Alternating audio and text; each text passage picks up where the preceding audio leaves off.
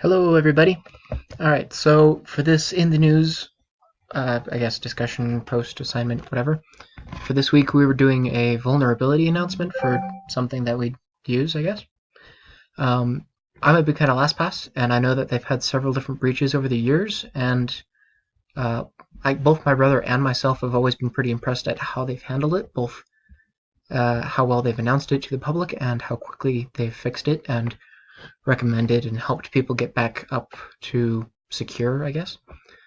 So the source that I'm using is, I guess it's McAfee's site, really, but it's hosted on Sky High Networks. I'll post the link in the comments.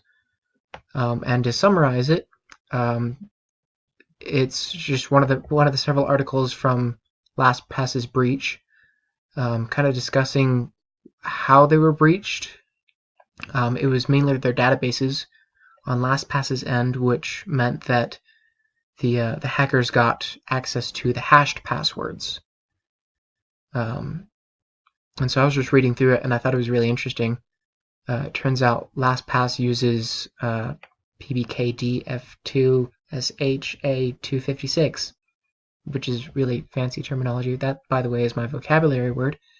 It means password-based key derivation function number 2, because number 1's boring, as well as the cryptographic hash algorithm SHA-256, so a 256-bit signature for the text as a result. And the article kind of discusses that the hashing algorithm and how it's not actually designed to protect passwords. SHA is general purpose hashing designed to take large amounts of data and shrink them into smaller hashes, which then lets you do comparison checks to make sure it's valid. But when you want to do password protection, you want the calculation of the hash to take as long as possible to prevent brute force.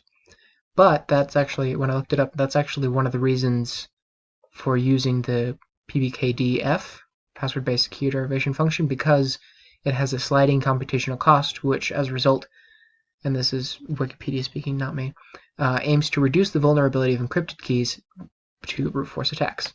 So I guess the longer it is, the increasingly long it takes to get the hash and decrypt it every time. So yeah, I just thought that was interesting. Kind of as an impact, and this seems to be LastPass's habit whenever their vaults get compromised, is they usually put out an article and an announcement on their site, as well as several other places, kind of saying what happened, what they're doing about it, how they discovered the breach, how they're fixing the breach, as well as giving recommendations to users as to who might be at risk and what they can do to re-secure their information. So yeah, I just thought that was really interesting.